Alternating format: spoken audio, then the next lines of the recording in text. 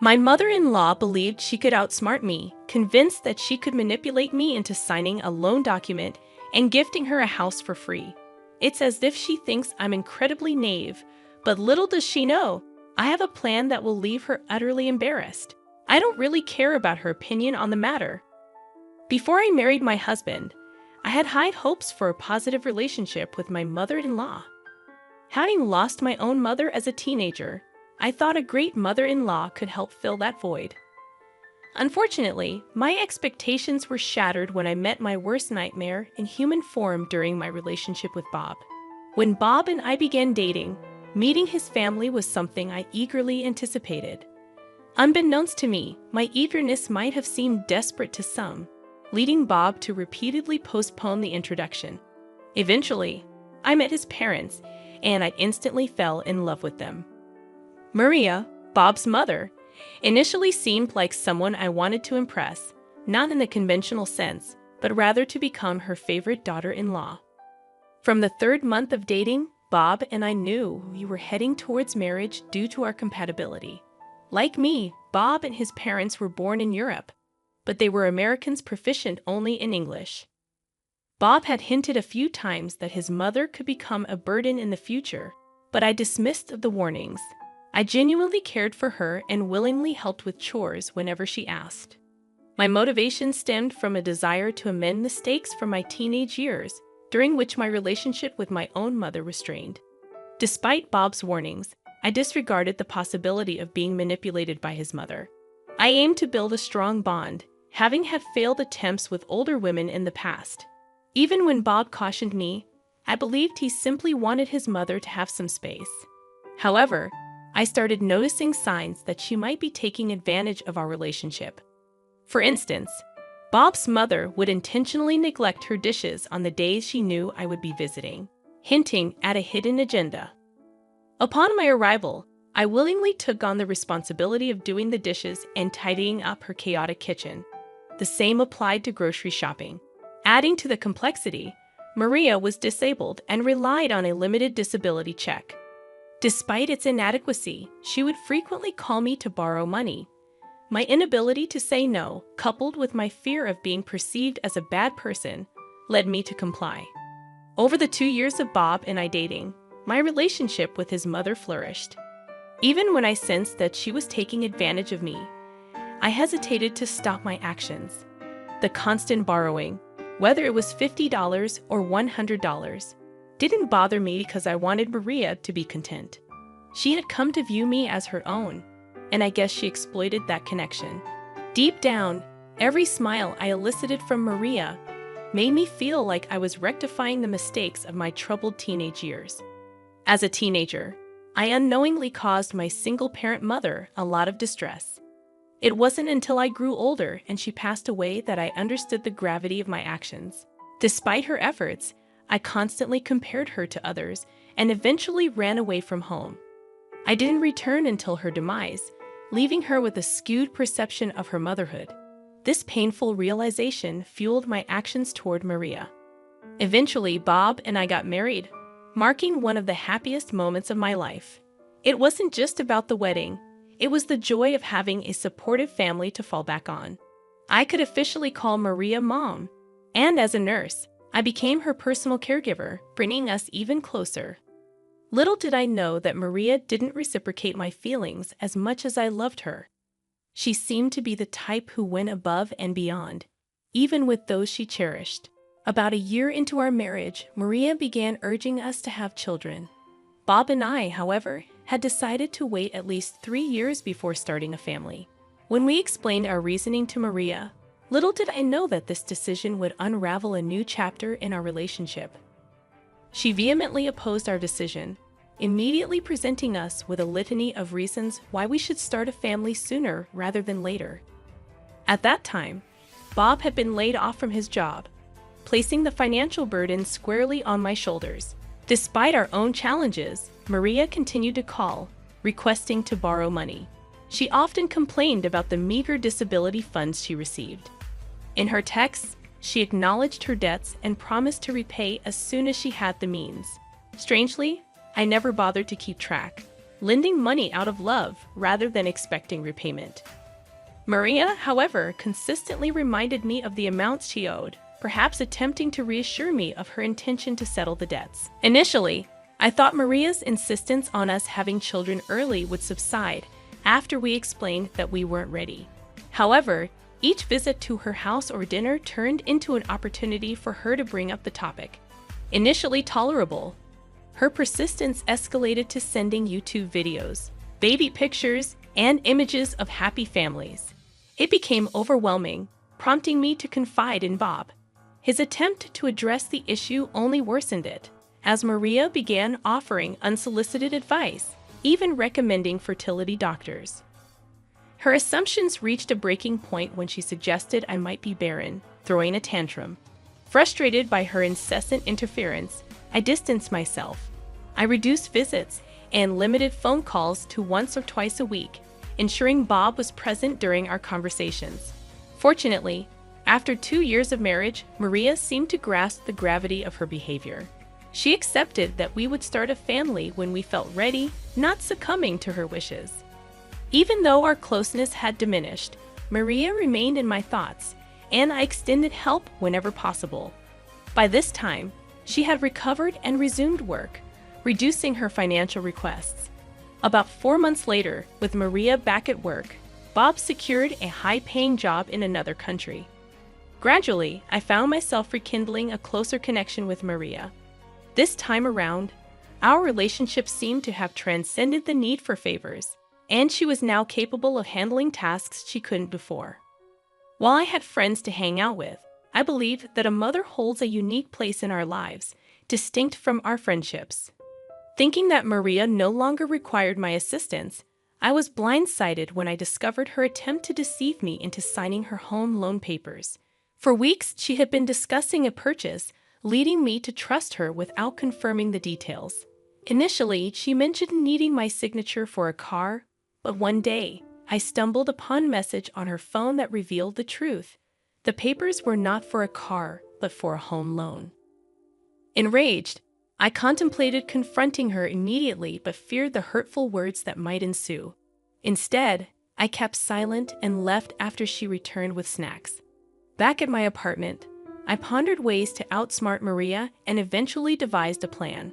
I created a document in our country's native language, knowing she was proficient only in English and wouldn't understand its content. When Maria called, stating she had obtained the papers for the dealer and inviting me to sign them, I seized the opportunity. Carrying the bogus document, I requested a copy in my native language. Maria, unsuspecting, agreed. I left her house, claiming I needed to print the subtitled document, and returned minutes later with the fabricated paper I had prepared the previous night. Upon my return, I convinced Maria that we should both sign this document instead of the original home loan papers. Obligingly, she agreed. Rushing off to work in the afternoon, I promised to drop by later in the evening. When I returned to Maria's house that night, I anticipated her realization of the ruse, expecting her to send the papers back to the company. To my astonishment, her reaction was quite unexpected. I had attended a small house party that Maria had organized, unaware that she was celebrating the successful signing of the house loan papers. She had invited her friends, and the atmosphere was filled with laughter and drinks.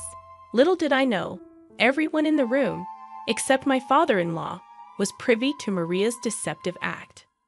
Upon entering the house, I sensed that Maria wasn't thrilled to see me. Her attention was solely on her guests. To add insult to injury, they openly discussed the loan in my presence. Realizing the situation, I decided to play ignorant. I inquired about the loan paper Maria mentioned, and she burst into laughter, even mockingly calling me a poor thing. She reveled in her successful trickery, claiming she duped me into signing her home loan papers under the guise of getting a new car. I allowed her to revel in her moment of triumph for a brief moment before revealing that I was well aware of her deception. Even if I hadn't known Maria's intention, I would have figured it out the day I signed. After all, everything on the document was plainly written in English. I couldn't help but wonder how she planned to get my signature without me reading the document first. Opting for a more dignified response, I remained calm despite her attempts to provoke a reaction. To spoil her celebratory mood, I challenged Maria to translate a line from the document she held. Initially hesitant, she complied after sensing my determination. The first line revealed my awareness. I am attempting to deceive my daughter-in-law, but I've been busted because she already knows. As she read out the damning line, Maria's eyes widened in anger. Without wasting time, she erupted into a tirade, hurling insults and regretting her son's marriage to me. Her hurtful words cut deep, and I couldn't stand being humiliated in front of the guests. I fired back, asserting my innocence and refusing to be blamed for her deceptive actions. I harbored no regrets for exposing the truth, considering it a necessary lesson for Maria. Maria understood that convincing me to sign her home loan papers would be a challenge. Resorting to deception, she tricked me into signing them, thinking it was a clever move on her part. Unfortunately, this maneuver led to significant tension between Bob and me. Maria, likely playing the victim, must have informed Bob that I insulted and humiliated her in front of her friends. It has been a week, and Bob refuses to answer my calls or respond to messages. The frustrating part is that he hasn't heard my side of the story, and despite repeated attempts, all my calls go straight to voicemail. He was supposed to return home last weekend, but he hasn't, and there's been no communication. Despite feeling regretful about the strange situation with Bob, I stand by my decision not to regret exposing Maria's deception. The question I have is whether I am in the wrong for outsmarting Maria and responding assertively to her actions. Despite her being my mother-in-law and an elder, I couldn't let her manipulate the situation. I'm eager to hear your comments. Update number 1. I appreciate the comments on my original post. It hasn't been easy since last week when Bob returned home with an attitude. Despite my attempts to explain everything, he insists that it was wrong of me to humiliate his mother. He seems to overlook the fact that his mom tried to deceive me into signing her home loan papers. Bob is so angry that he believes I should have called him when I discovered Maria's intentions. I haven't spoken to or visited Maria since then, still shocked at how she treated me despite all I did for her. The most frustrating part is that Bob is now threatening divorce if I don't apologize to Maria. In a heated argument 2 days ago, he left the house in the morning with some belongings. Later that evening, I discovered he was at his mother's house with a woman from his past, boldly posting pictures on Facebook. They appeared to be enjoying themselves while I dealt with loneliness. I expected Bob to understand the situation from my perspective and acknowledge his mother's wrongdoing. He hasn't spoken to her or condemned her actions, and for 2 days, Bob has been elusive since expressing that he'd rather lose me than let a woman jeopardize his relationship with his parents. It's painful to hear Bob now perceive me as a homewrecker, especially when he knows the genuine reasons behind my compassionate treatment of his mother. I had confided in him about my past with my own mom, and he used that vulnerability against me, hurling insults and uttering things I never expected from him. Even if I were to apologize to Maria for exposing her deceit, the dynamics between us can never return to how they used to be. I can't envision myself getting along with her or any of Bob's family members ever again. While those who know me often describe me as kind and soft, I'm contemplating a change. I don't want to be perceived as the soft, weak jade any longer, but the dilemma lies in whether being rude to Maria is reason enough for Bob to consider divorce. I love Bob deeply and don't want to lose him. Please advise me on what course of action I should take. Although Bob sounded serious, part of me wonders if he's bluffing, or is this an ominous sign of something worse? Update number 2. Following some suggestions to talk to Bob, I decided to confront him at his mother's house. To my surprise, Lisa, Bob's ex-girlfriend, was there with him and his parents, evident from their laughter within. Bob was furious at my unexpected appearance, asserting that I was no longer welcome there. In an attempt to salvage our relationship, he demanded that I apologize to his mother. Desperate to make things work and missing Bob immensely, I reluctantly apologized to Maria. However, It wasn't heartfelt, and Maria insisted on writing an apology for me to read. To my shock, the apology Maria penned contained demeaning content, prompting an immediate change of heart. I walked out of the house, and Maria, Bob, and Lisa laughed as I left. Betrayed and hurt, I texted Bob about my readiness for divorce and contacted a divorce lawyer. Instead of begging or clarifying, Bob's response was a simple okay. Before meeting Maria, Bob had mentioned that Maria held affection for Lisa, but they had ended things because he felt Lisa wasn't the one for him. Reflecting on my actions, I realized how foolish I had been. Despite suspicions, I had often dismissed the thought of Bob cheating on me. He always took calls from his parents in my presence, but for other calls, he would excuse himself to answer outside. In hindsight, there were signs of a possible affair, but I had brushed them aside, not wanting to succumb to baseless assumptions that could ruin a marriage. I refrained from jumping to conclusions until I was certain about Bob's actions. Even though Bob wasn't cheating, taking Lisa to his mother's house felt like a direct insult. In my view, divorce seems to be the best resolution, and I wish there was a way to teach Maria a lesson, but I'll let her be. Update number 3. I want to express my gratitude to all of you for your invaluable support. Among the numerous comments, the suggestion that stood out was to make Maria pay back all the money she borrowed. After gathering proof, I decided to sue her. Before filing the case, I messaged her, demanding repayment, but she didn't respond. I also texted Bob, and his dismissive response pushed me to proceed with the legal action. I filed the case and waited for Maria to be served. The sum she owed me exceeded $3,500, and I had evidence in the form of text messages. Maria's reaction upon being served was furious. She bombarded my phone with calls. I deliberately avoided answering. Bob and his father also reached out, suggesting an out-of-court settlement, and Bob professed his love. Disgusted, I blocked him, but he persisted with another number. The day of the court hearing arrived, and Maria showed up with her entire family, including Bob and his father as witnesses.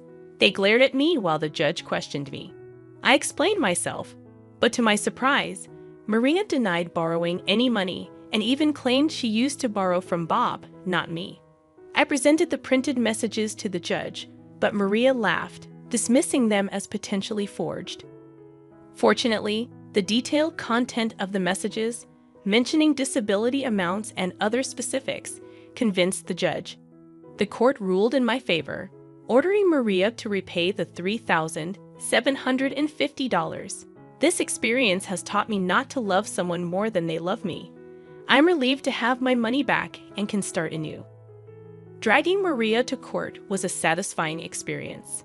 She had avoided bringing up the money after resuming work, and I hadn't asked for it, given my initial intention of helping her out of love.